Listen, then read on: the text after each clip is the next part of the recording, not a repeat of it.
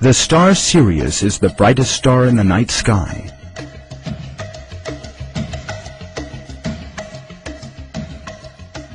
Astronomers have calculated its distance from us at being 8.5 light-years. It was noted only in very recent times, thanks to modern telescopes, that Sirius moves together with another star, much smaller than itself and invisible to the naked eye. Scientists call this two-star system Sirius A and Sirius B.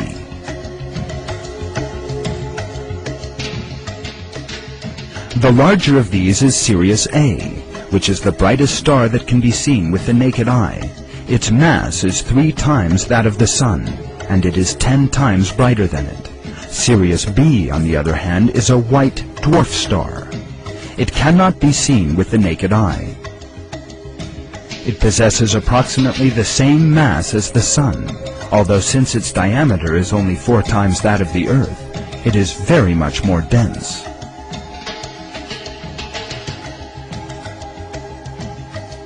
The stars in the Sirius system are heading towards our direction at thousands of kilometers an hour. The duration of the rising of Sirius on Earth's horizon is exactly the same as our solar year.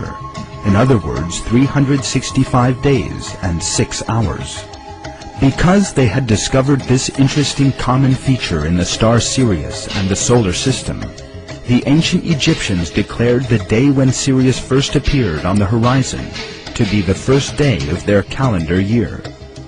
Because of such characteristics, the star Sirius became a focus of interest for a great many ancient civilizations.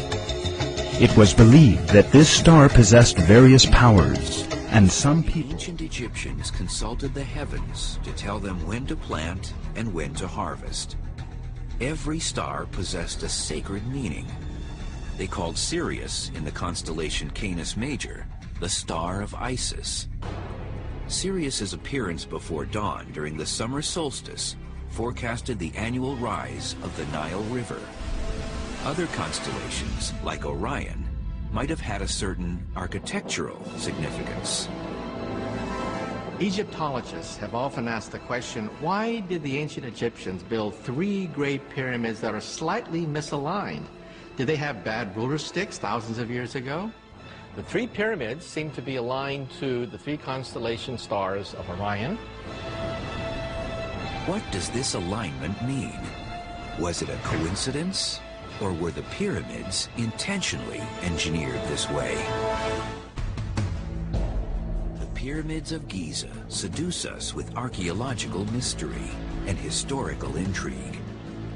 Some scientists think the pyramids have a certain astronomical importance.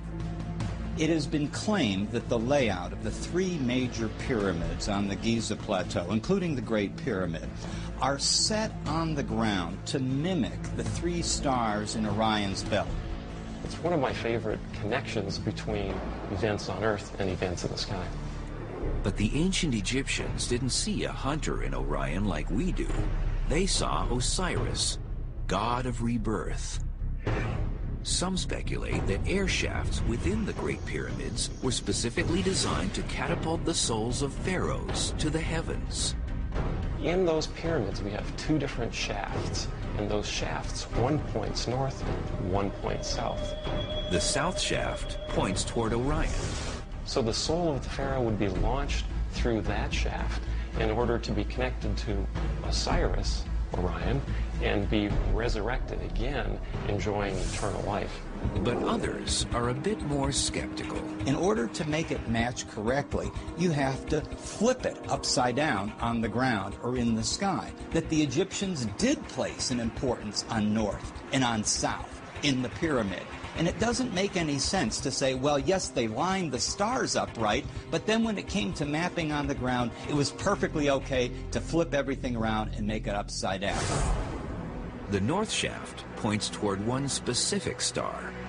The one pointing north points to the pole star at the time, 2,000 years before Christ, 2000 BC, 3000 BC, and that pole star was Thuban.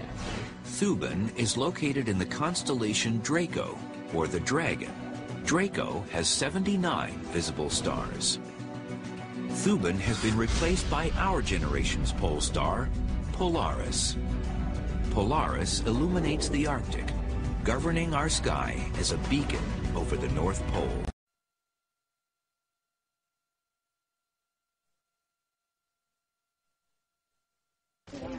Restore what? Now you can see all three pyramids. Now on the further back is the pyramid of Khufu, Khafra, and Menkaure. Keep in mind, brothers and sisters, that our ancestors had astronomical science, astrology, where they studied the stars and so forth.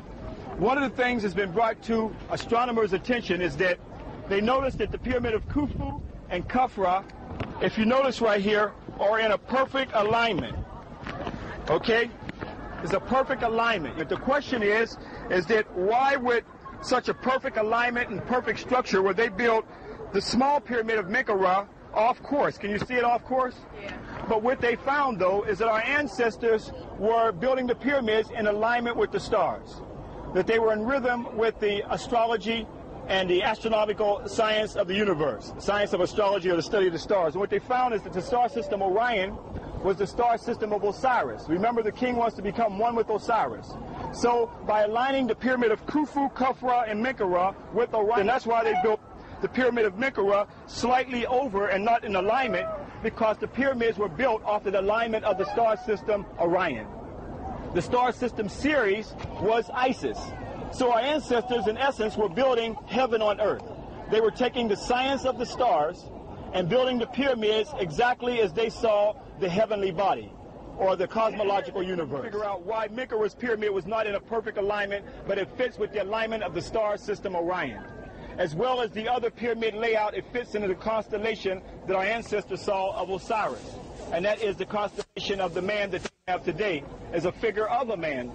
So you can take and put the star system Orion right over the pyramid of Khufu, Khafra, and Menkaure and see why they had the alignment of Menkaure slightly over, because it fit with the star system Orion, because the purpose was for the soul to ascend into heaven, for the spirit to ascend into heaven, to become one with Osiris. And the star system Orion was connected with Osiris. Keep in mind that the star system Orion was aligned perfectly with the chambers of the pyramids that we're going to deal with later on in our lecture series when we get into it.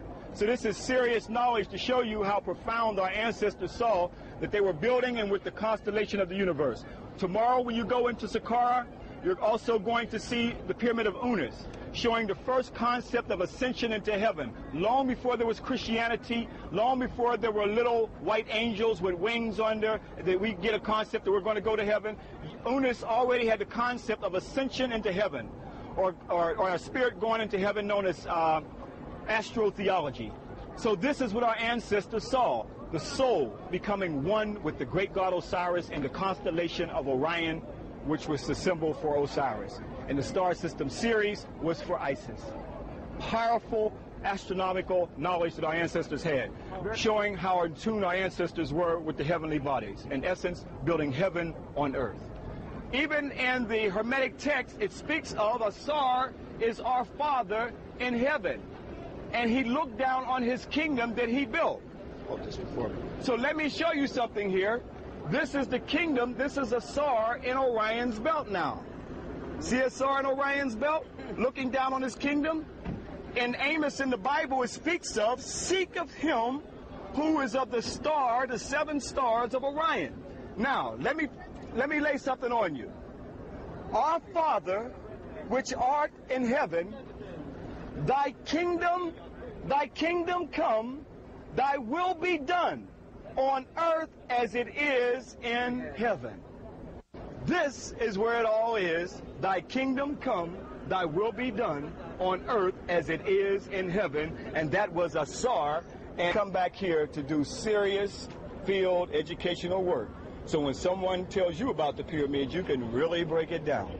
Break it down to our Father which art in heaven. Thy kingdom come, thy will be done. Right here, this is where it started. That was taken from the Hermetic text of your ancestors long before the Ptolemies got the Jews to write wrote the Bible, and the first European Bible was written right here in Egypt. And it was Ptolemy Philadelphus who got them to write for them, which they copied it from the pyramid text of our African ancestors. So now, can we validate this? Oh yes. We're going to validate this even further when we get inside of the museum in just a little while. And okay, brothers and sisters, as we talked about the pyramids and the capstone, this is a capstone of the king Amenemhet III of the 12th dynastic period. These capstones were put on top of the pyramids. This capstone right here is from Hawawa. It's the capstone of Amenemhet III, as he was called Nebu Ka Ma'at Amenemhet III, and that's his name here, Subek Nebu Ka Ma'at, given life for eternity.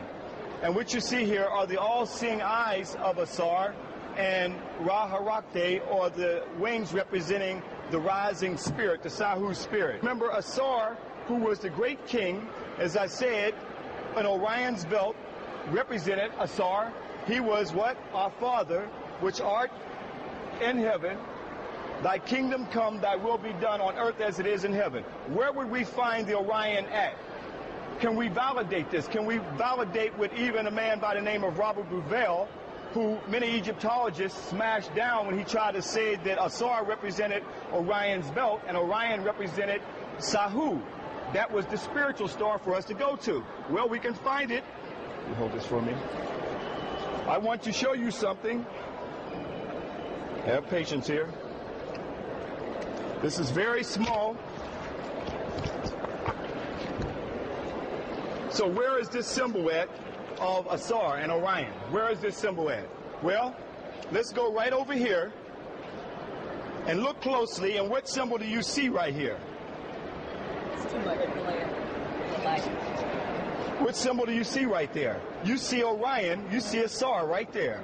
That validate that this capstone validates it on this capstone right here, Nebu Ka Ma'at. This was of the 12th dynastic period. Over 4,000 years ago, this came from right here.